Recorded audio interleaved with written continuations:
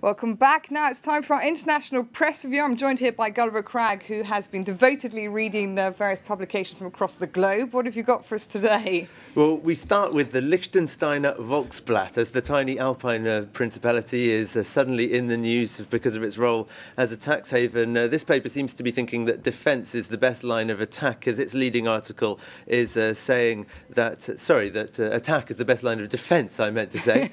Its leading article is all about finding out whether the German secret services came into Liechtenstein to investigate, because that would be a violation of Liechtenstein's national sovereignty. The article also says, look, Liechtenstein is not Monaco, and argues that the Alpine Principality is doing a hell of a lot more to avoid tax evasion than what the Principality in the south of France is doing. I don't know whether or not that's true.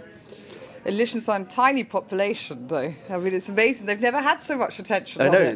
Yeah, Liechtenstein is at the centre of the world's news. I don't know how long it'll last. It's also being covered in the world's press all over the world, in particular La Stampa. Italy is a country quite well known for tax evasion, and La Stampa offers a double-page spread about tax havens around the world. It's got an article saying that several Italian MPs are pretty worried about what the effect might be if a list of Italians holding bank accounts in Liechtenstein were to be published. One of them says it would be like dropping an atomic bomb on the current electoral campaign going on in Italy.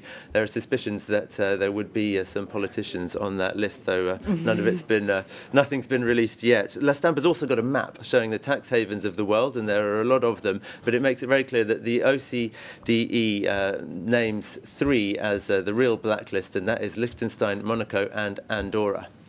Andorra, where we go now. In the Diari d'Andorra, another small country paper, Eusebi Noman has an opinion piece where he writes, and I quote, Angela Merkel wants international action against Liechtenstein and the other two countries on the OCDE blacklist. Ouch.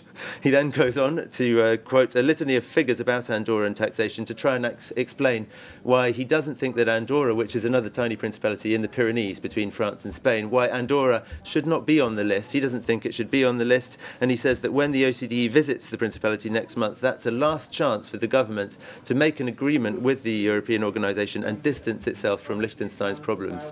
Oh, okay. Well, I know we had a disagreement about this because I'm convinced that Liechtenstein beat England at a football match. But anyway, we delicately will divert against that. And I gather you're going to take us to Thailand next. Yeah, Thaksin Shinawat's return is all over the headlines in Thailand. You see it there on the Post today, the Nation and the Bangkok Post.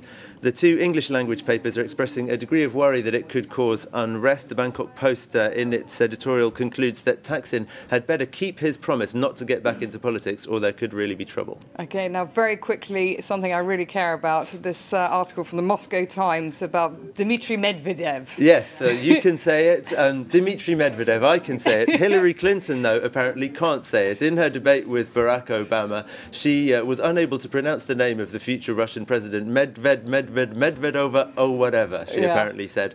Though Obama's not that much better, because for his part, he simply just avoided saying the guy's name at all.